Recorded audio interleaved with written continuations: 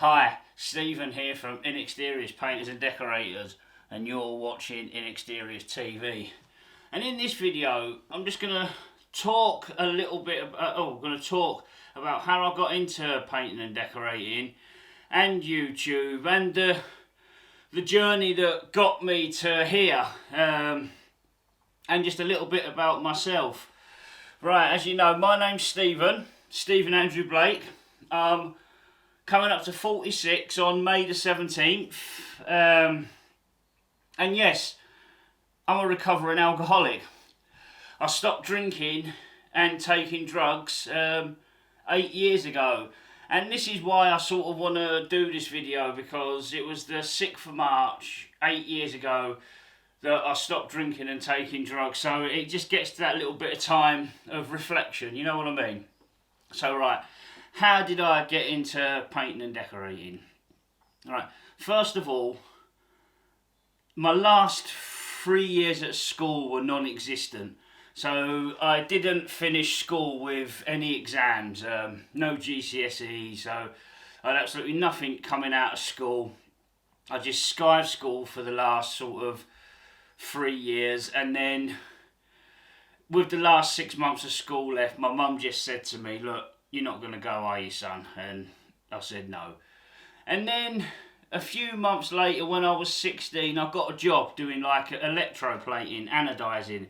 And I was there for like a year. And the reason why that guy employed me was because he never went to school when he was younger. So it's kind of weird. I'm not saying don't go to school, don't get education and all that. Of course, absolutely do that, because that's what gives you an head start in life. But what I'm trying to say is it's not all over if you don't have an education. There is other ways and means.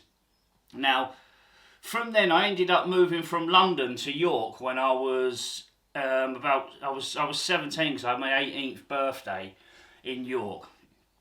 I ended up getting a job at a sweet factory called Craven's, and then I got sacked from there for not putting enough effort in.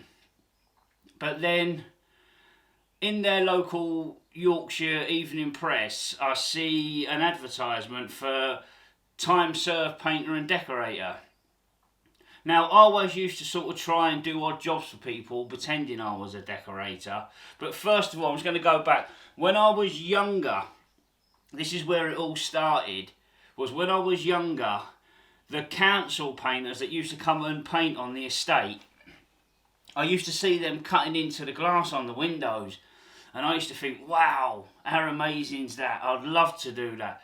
So I was probably about like 11 then, and that's really what stemmed it. I kind of knew from that point I wanted to be a painter and decorator, but sort of as time went on, I also knew that I didn't want to go to college either, because I didn't get on too well at school.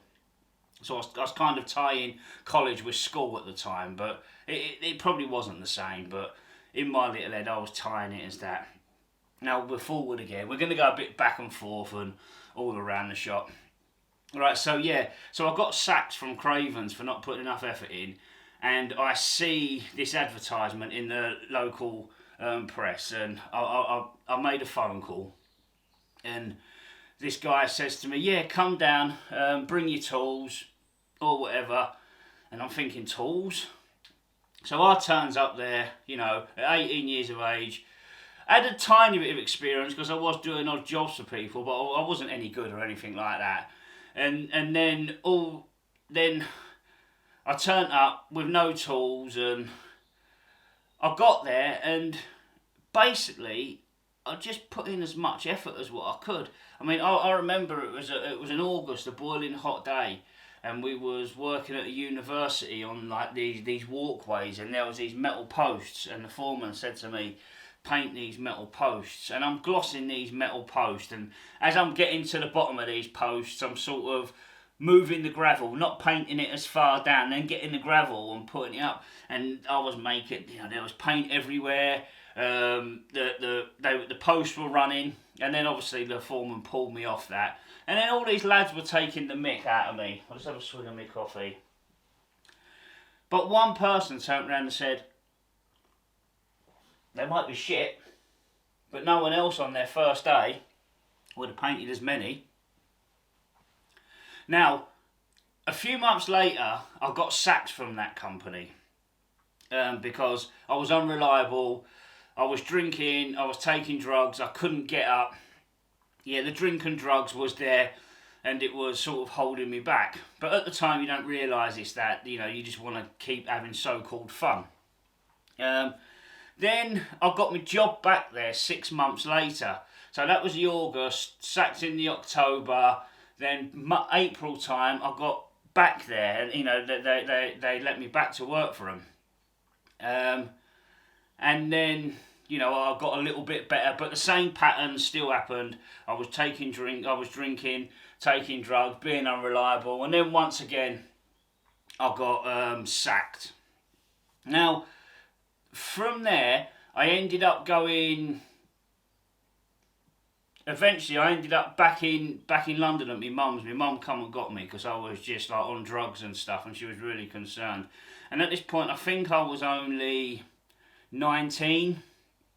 So my mum come and got me, took me back to London. But what had happened in the meantime, the lad that said, hang on, but no one else would have painted as many, he went and set up his own company. And he said to me, once you get yourself sorted out, Stephen, there's a job waiting here in York for you. So I went off working around London on the building sites, and as I'm working around these building sites and coming across other painters and decorators and stuff, I'm realising that I'm actually not that bad compared to like other people. And I'd probably only done 9 months all in all at this point. So I realised that already I was alright. So I did that for about a year, but the same pattern emerged: drinking, taking drugs, being unreliable. But I thought the answer is to go back to York, start afresh, new job. I found somewhere to live, crashing on someone's sofa. So that's what I did. I ended up back in York, working for this company. And I managed to keep it together for a year, but in the meantime I'm taking drugs, and eventually all that took its toll. I'm taking drugs, drinking, eventually all that took that toll, and I left there. And then when I was 21, I went on my own. So from 21 I went on my own, I was getting jobs and stuff, but I didn't know how to price it right. I knew how to do the job at that point and how to do like a good job, but I didn't know how to price jobs or I just didn't know, I was 21 years of age. Then from there, obviously I'm working on my own, I'm being self-employed, trying to make it work, but the same pattern again for the next sort of, so from 21 till 37. So the same pattern emerged again: drinking, taking drugs, letting people down, being unreliable, getting in and out of scrapes with the police and stuff like that. I'm not like sort of proud of it, but it's my journey. It's what got me to where we are today. Then there was a time in that period where I'd stopped decorating because I'd cut all my angles. But there was a Pacific builder that employed me that I did work with for quite a while, say on and off. I was still doing a bit of decorating, but I was working with him. I did a few building projects with him, and I used to paint them. So I think I did that for about 6 years, but I was unreliable with him as well. But he was different. He sort of helped me, and he could see when the benders were due to happen and stuff like that, and then when I'd let him down and then go bury my head in sand for a week, bury my head under the pillow, switch my phone off, not make contact with anybody, he'd turn up at my door with a cheque and say, "Look, Stephen, here's your money. Are you ready to go again?" And at this point, I'm like, who is, this? It just that kindness just works, and it made me see. It opened my eyes to see that he could see through me, and I found that quite scary. But that led to me trying to get some help. So about 10 years ago, I tried AA, and I went to this meeting, and you know, somebody did their share and stuff like that, and I thought to myself, you know, it was all lovely, all inspiring, but they mentioned that God word, and that sort of freaked me out. And then I went back to my wife and said it was all lovely and that, but you know, it's all godified and stuff. So from that point, I continued to drink again for another two or 3 years, 2 years I think. And then I really did hit like a bottom. I really did hit a bottom, and one day I had a drink, and I knew it was my last. I just woke up that morning after a few incidents had gone on, and I knew I'd had enough. So I went to go sort of seek help, and I knew where to go this time, and I went to another meeting. I went with an open mind, and sort of the rest is sort of history. I don't really need to sort of go too much into that. Which that then led to 8 years ago. Now, 8 years ago, I'm obviously sober. I'm seeing things in a different way. Life, I'm feeling good. I eventually passed my driving test. You know, then from there, my wife already drove, but then we started going out for days, and I just started seeing the world in a different light.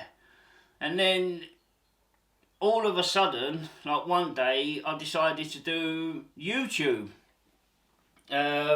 About four and a half years ago, and I just thought, right, I'll do YouTube, start posting videos, and start sort of seeing if you can help people. And then during the time with that, you know, my little self-employment decorating business has grown. I've learnt more. I've learnt more about new products, and I enjoy how it is today. I've not had a drink for 8 years, which I'm absolutely, you know, got to pinch myself. I can't believe how life is today. Like, I guess what I'm trying to say, I can't believe how complicated I made it for myself all that time, but you just don't know, do you? So here we are today, doing this video. I thought I'd just share that with you, and you know, to me subscribers and to anyone else who wants to see it. So that's how I got into the trade. That's a little bit. That's quite a bit about me. And moving forward, we're just gonna keep living a day at a time, and just keep doing the best we can. So that's how it's all gone down, and that's how we've ended up being a decorator. Ended up on YouTube, and ended up sort of what we're doing today. Look, I don't claim to be the best painter and decorator. I'm not like college trained or anything like that. But I'm time served. I work really hard. I study it every day, looking for new things. It's kind of ironic because back in the days of school, I did not realise that all the answers were there. I just had to go looking for them. You know, like when they used to say research and stuff, I just didn't realise that I just had to put the time in and the effort. But it's kind of ironic now how I'm on an overload of putting in time and effort and research to keep learning things. Right, so it's never over if you don't get any exams. I'm not encouraging you to do that, but I'm just saying it's not over. The other way around it is if you've got a bit of effort and a bit of determination and you know what you want to do, then just pursue it, no matter what it is, no matter what age you are, alright? So take care, and thank you very much for watching, and thank you for watching my videos, for subscribing to my channel. You have absolutely no idea how much that means to me, and to all yous that buy me coffees as well. I just, you know, it gets me here. And we're going to keep rolling on with this journey, and we're going to keep trying, we're going to keep learning, and we're going to keep evolving. So, thank you very much.